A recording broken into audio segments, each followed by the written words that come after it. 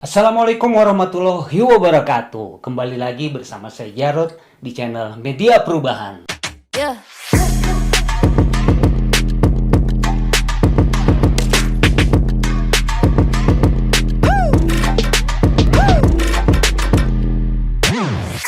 Kita akan bahas perihal pikiran negatif atau yang para muslim mengenalnya suudzon dan husnudzon. Ini dua hal yang memang suka tidak suka kita akan selalu jalankan dalam keseharian hidup kita. Mulai dari bangun tidur hingga sampai ke tidur. Riset yang dikatakan dan diinformasikan oleh Deepak Chopra itu mengatakan bahwa sejak kita bangun tidur hingga sampai tidur lagi, ada sekitar 50 sampai 60 ribu pikiran. Terbayangkan begitu banyak yang kita pikirkan, tapi itu belum tentu kita lakukan secara sadar. Karena ternyata ada juga celotehan ataupun kata-kata ucapan-ucapan dalam hati yang itu ternyata masuk juga setelah dirisetnya. Nah, artinya ketika kita memang dalam keseharian, bila mana kita tidak menjaga kesadaran, maka kita akan terbawa oleh pola pikir ke salah satunya. Pola satu adalah pola pikir negatif, pola satu adalah pikiran positif. Bagi yang sudah terbiasa menjaga cara berpikir, sehingga mengeluarkan satu kalimat ataupun pembicaraan positif, maka bersyukurlah. Namun bagaimana bila mana ternyata keseharian kita dilingkupi atau kita selalu mengatakan hal-hal yang negatif tanpa sadar. Nah ini teman baik yang harus kita coba untuk kenali. Karena bagaimanapun siapa diri kita adalah apa yang keluar dari mulut kita. Nah beda kalau sekarang ya, apa yang di status kita di sosial media itu menunjukkan siapa diri kita. Bahkan tak jarang juga dengan siapa kita bergaul itu menunjukkan diri kita seperti apa. Nah teman baik, kelola pikiran, wujudkan harapan ini semoga bisa menjadi jalan ataupun pencerahan bagi siapapun yang melihatnya. Teman baik, ada hal yang lucu nih yang terjadi di provinsi lain di luar Jawa Barat, yaitu di Kulon Progo atau Yogyakarta. Ada seorang warga di sana yang dinegatifkan oleh para penduduk sekitar karena dia pengangguran tapi ternyata banyak uang. Teman baik, kita tahu bahwa hal-hal yang seperti ini sering terjadi dalam kondisi sekarang. Karena kerjanya di dalam, kerjanya melalui online, sehingga orang tidak melihat dia pergi dari pagi, pulang petang. Itu nggak terjadi. Nah, ini yang terjadi adalah seorang warga di sana yang bernama Nur Rohman, itu dikira atau dikatakan sebagai pengangguran. Padahal dia adalah pengelola server luar negeri para perusahaan asing. Bahkan ada dari para perusahaan asing tersebut memberikan sebagian kesempatan melalui Nur Rohman agar dibagikan wifi gratis, dan itu juga atas jasanya Nur Rohman, sehingga dia berharap dengan seperti itu warga yang ada di sana bisa melek teknologi. Ini kan luar biasa betul. Bagaimana yang ternyata orang pikirkan dia pengangguran, ternyata dia malah bisa bagi-bagi loh gitu.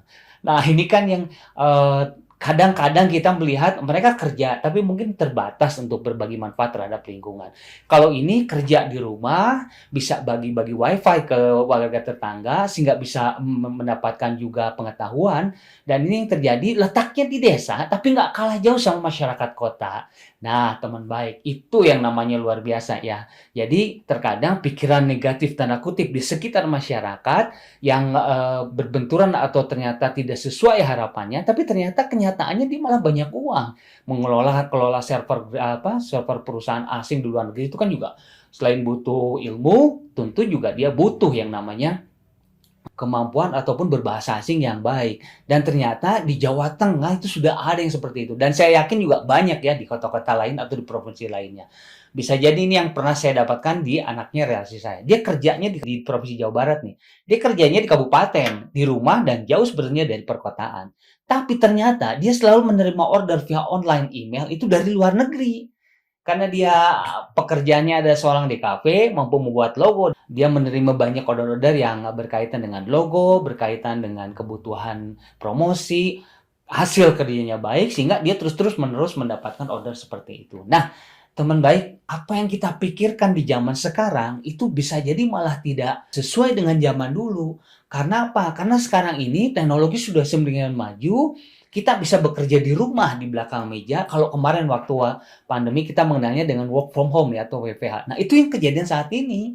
Mungkin pandeminya sudah beres, sudah tidak ada lagi. Tapi pekerjaan ini bisa dimulai lagi atau selalu terbiasakan di rumah.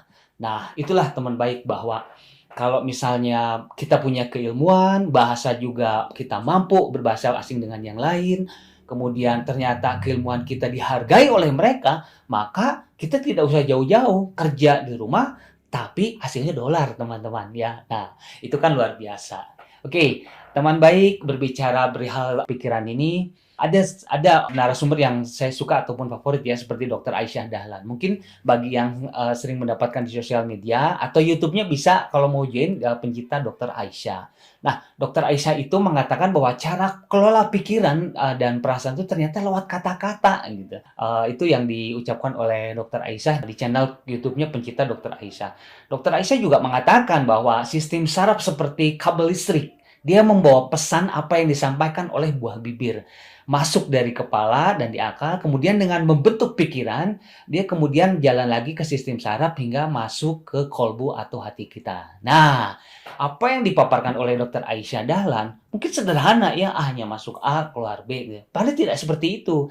Karena setelah masuk di kolbu, masuk di perasaan, kata-kata itulah yang akan membangkitkan kita menjadi sebuah tindakan.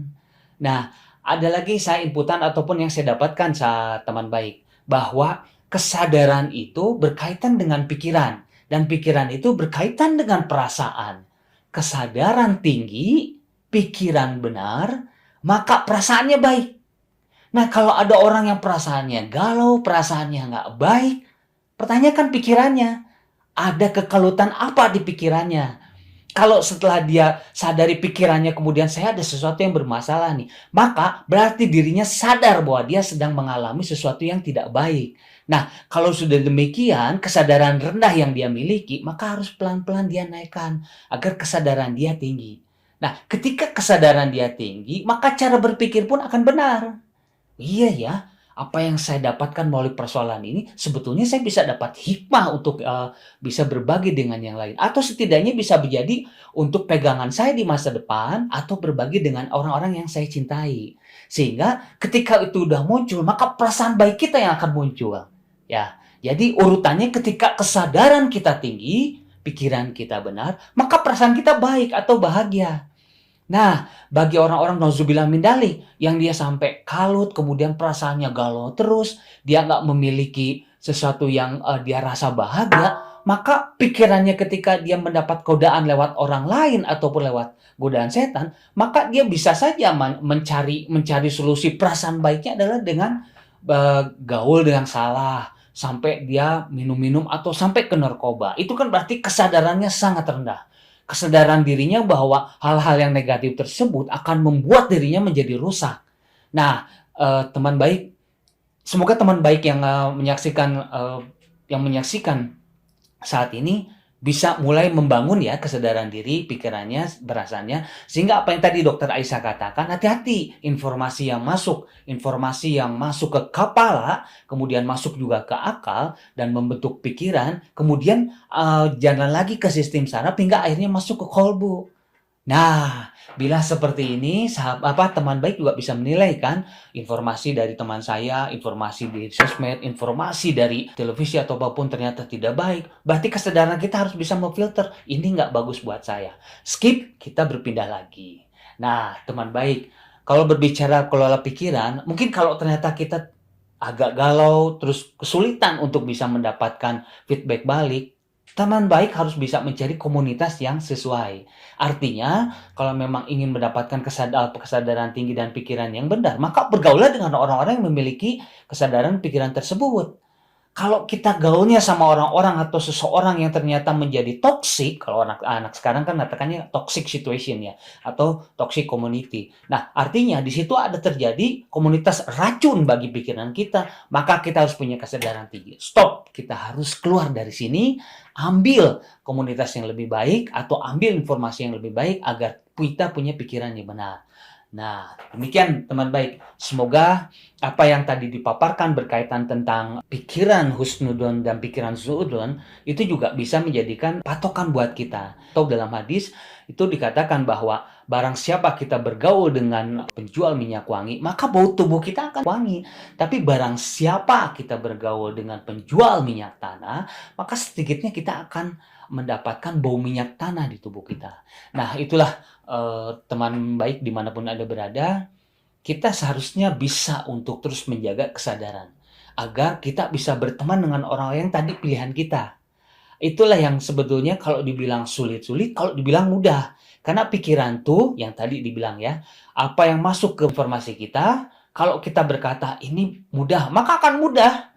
Kalaupun misalnya mudah ada proses bertahap, ya nggak apa-apa. Toh mudah itu tidak seperti sekarang kita kalau misalnya mau tonton TV, pencet knop seperti itu bagi sebagian orang, iya tidak seperti itu. Ada juga, enggak, saya bisa mudah kok dalam dalam melakukan sesuatu, karena hal yang ada di pikiran saya baik. Dan saya melakukannya ini karena kesadaran saya tinggi, bahwa kalau saya yakin berusaha, perkara hasil bukan urusan saya. Kan sebagai muslim kan kita hanya melakukan, hanya ikhtiar. Tapi Allah Subhanahu wa taala yang akan membereskan sisanya. Makanya teman baik, kalau kita punya pikiran bahwa sesuatu yang kita ikhtiarkan, kemudian kita berharap full kita yang menentukan, itu salah besar. Karena kita punya Allah Subhanahu wa taala yang akhirnya semuanya itu diserahkan pada Allah. Kalaupun kita rasa ternyata hasilnya tidak sesuai, bisa jadi karena Allah melindungi kita. Kalaupun ternyata Allah kasih apa yang kita minta, itu berarti Allah memberitahukan bahwa ini saatnya kita mendapatkannya. Makanya teman baik, yang terbaik adalah punya kesadaran tinggi dalam hidup, dalam merencanakan sesuatu, dalam bekerja, dalam berusaha, dalam membina hubungan, dalam berteman, dalam memberikan kontribusi kepada masyarakat. Karena ketika kita punya kesadaran tinggi, maka kita juga punya pikiran benar. Ya, setidaknya kalau memang banyak hater atau yang membenci kita, nggak apa-apa. Toh energi mereka nggak akan ke kita. Tapi pikiran jahat, pikiran benci mereka, itu mereka akan ambil sendiri. Yang sepaham saya, ingat teman baik, Allah Subhanahu wa taala itu juga menciptakan manusia tidak full terus abadi dalam hidupnya. Dia ciptakan, kemudian makhluknya ini harus mati. Jadi kita sendiri ini nggak pernah tahu kapan tepatnya atau waktunya kita mati. Tapi yang pasti kita hanya berusaha saja. Karena Tuhan itu punya waktunya buat kita masing-masing. Nah, uniknya, waktu kita terhenti di dunia ini, nggak pernah ada yang tahu satu orang pun, teman baik.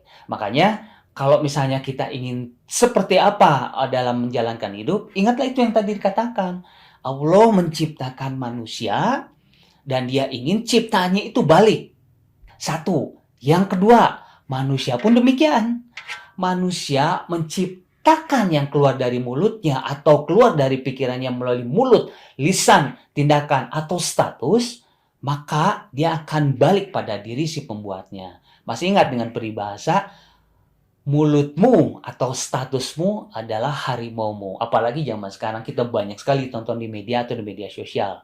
Bagaimana keluar dengan perbuatan, kemudian dia melakukan sebuah kesalahan ketika ada tuntutan terhadap dirinya melalui proses pengaduan di polisi, akhirnya dia buru-buru minta maaf.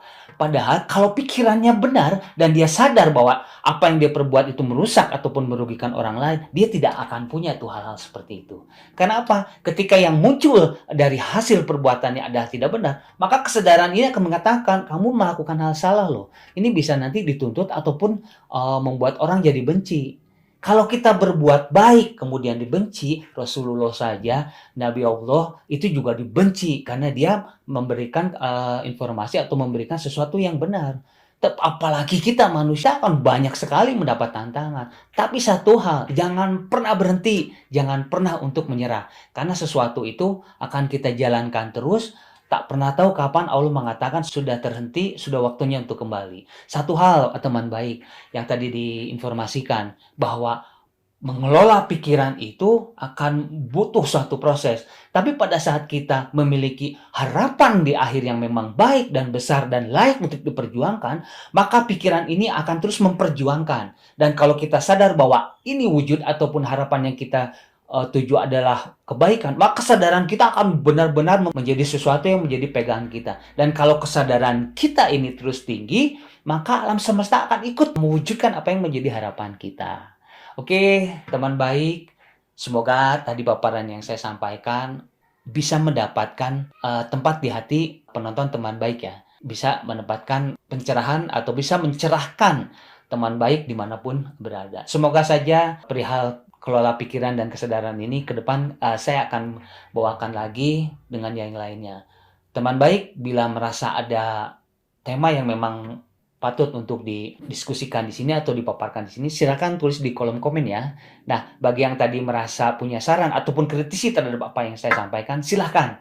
Saya tidak ingin merasa bahwa apa yang dipikiran saya itu benar, tidak. Saya hanya menyampaikan saja niatan di awal bahwa apa yang menjadi pengalaman saya, pikiran saya, sharing dari orang lain yang saya terus pegang, itu semoga bisa menjadi bahan ataupun tata nilai positif bagi teman baik. Itu saja dari saya. Tetap semangat dan jangan menyerah. Semoga apa yang kita lakukan menjadi selalu amal baik. Terima kasih. Salam perubahan. Yeah.